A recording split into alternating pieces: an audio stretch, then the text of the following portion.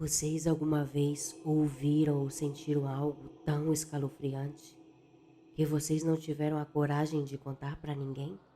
De tão assustador que foi?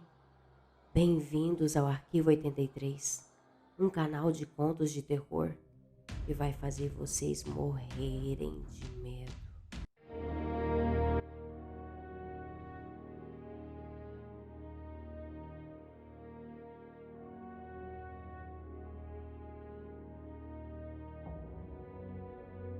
Oi Nina, tudo bem? Vou falar aqui que me chamo Reginaldo, pois não quero ser identificado.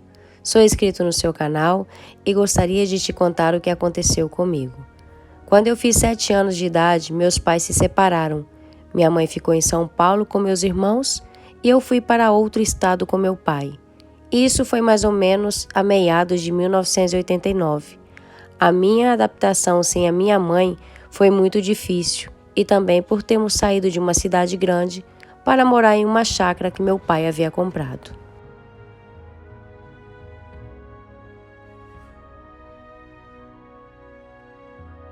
Lá não tinha luz elétrica. A água para tomar banho e fazer comida era retirada do poço e levada de balde até a casa em que morávamos.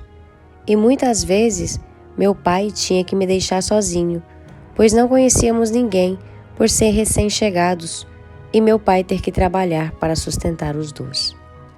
Meu pai era feirante, trabalhávamos na roça e o que plantávamos vendíamos na feira da cidade. E para levar os produtos até lá, ele tinha uma bicicleta cargueira, que também era o nosso único meio de transporte. Nossa casa era um barracão de madeira bem simples. Tinha muitas frestas por onde o vento entrava assoviando. Por ficar muito tempo sozinho e por vezes no escuro, eu tinha muito medo. Tentava ficar imaginando que os barulhos que eu ouvia dentro e fora de casa eram o vento ou somente coisas da minha cabeça. Também não queria deixar o meu pai preocupado, já que ele trabalhava muito e sempre chegava exausto em casa. Mas um dia não teve como disfarçar. Meu pai tinha ido fazer a feira com os nossos produtos e depois ele tinha ido até outro sítio para negociar um pedaço de terra. Ele queria arrendar a terra para fazer o plantio de itens diferentes do que já tínhamos em nossa terra.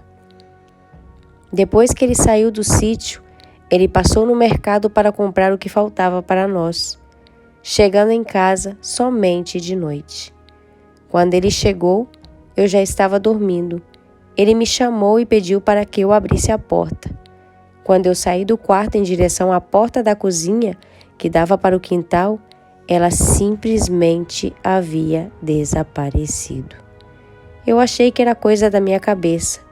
Peguei a lamparina e iluminei o lugar onde ficava a porta, mas não havia nada.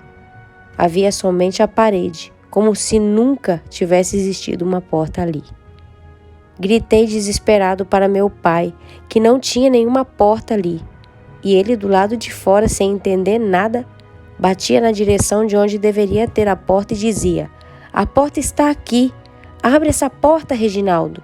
Mas eu juro por Deus que a porta não estava lá. Quanto mais ele batia na parede do lado de fora, mais eu tinha certeza de que o que eu via do lado de dentro era só uma parede de madeira lisa, sem batente, sem nada, só parede.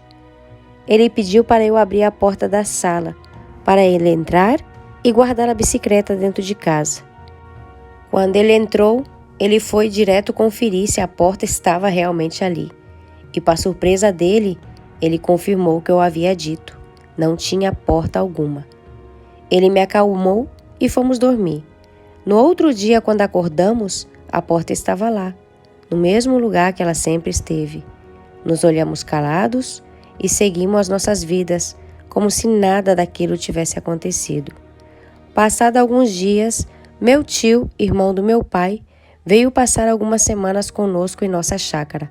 Eu estava muito feliz, pois em muito tempo eu não ia ter que passar a noite naquela casa estranha sozinho. Meu pai estava vendendo espetinho na cidade, e aquela seria mais uma noite em que ele chegaria muito tarde. Então meu tio fez o jantar, Jantamos e fomos dormir. A bicicleta do meu pai tinha algumas miçangas que serviam para limpar os raios e não deixar acumular lama, bem característicos dos anos 90. Essas miçangas faziam barulho sempre que o pneu rolava. Após algumas horas que estávamos dormindo, fomos despertados pelo barulho das miçangas da bicicleta do meu pai. Meu tio disse: "Reginaldo, seu pai chegou." E continuamos deitados, esperando para ver se ele falaria alguma coisa. Porém, o barulho das miçangas continuou e agora estava por todos os cômodos da casa. Eu e meu tio levantamos para ver o que o meu pai estava fazendo, andando de bicicleta dentro de casa. E, para nossa surpresa, não havia ninguém. Meu pai ainda não havia chegado. Não conseguimos dormir até que meu pai chegou. Contamos a ele o que havia acontecido e ele ficou chocado com o nosso relato. Depois disso, meu pai disse que estava muito cansado. Tomou um banho, jantou e fomos todos dormir. Eu ainda não conseguia dormir e por esse motivo segui de olhos bem abertos. Eu continuei deitado em minha cama. Passados mais ou menos o que eu julguei ser umas 2 horas, em silêncio absoluto, comecei a ouvir a voz do meu pai contando exatamente assim: 1, 2, 3, 4, 4, 3, 2, 1. Fazia uma pausa e retomava. 1, 2, 3, 4, 4, 3, 2, 1. Ficou nisso por um bom tempo. E eu chamei o meu tio e perguntei se ele estava ouvindo. Meu tio disse que sim e que vinha do lado de fora da casa. Disse que provavelmente seria o meu pai contando o dinheiro que tinha feito com as vendas. Eu disse a meu tio que não faria sentido nenhum ele fazer isso, tanto tempo depois de ter chegado, ainda mais do lado de fora de casa, principalmente quando ele disse que estava cansado e queria dormir. Decidimos nos levantar e abrir a porta para ver o porquê ele estava fazendo isso, mas para nossa surpresa, a porta estava trancada pelo lado de dentro. Abrimos e não havia ninguém do lado de fora na direção de onde vinha a contagem. Corremos em direção ao quarto do meu pai e lá estava ele, dormindo no seu sono profundo. Bom, não sei o que aquela casa tinha e o porquê dessas coisas acontecerem ali. Mas vez ou outras, eventos desse tipo ocorriam. Sei que não foi invenção da minha cabeça ou coisa de criança, pois meu pai e meu tio também testemunharam o que se passou. Hoje ninguém mora lá. Meu pai vendeu a chácara e o novo dono demoliu a casa. Cortou a chácara em lotes e, pelo que eu soube, ninguém mais quis comprar. O mato tomou conta do lugar e tudo está com um aspecto feio e muito abandonado.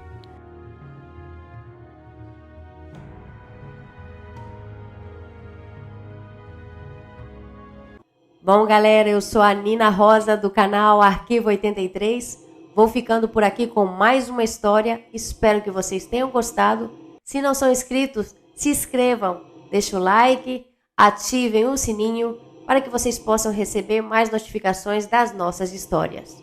Lembrem-se, descansem em paz.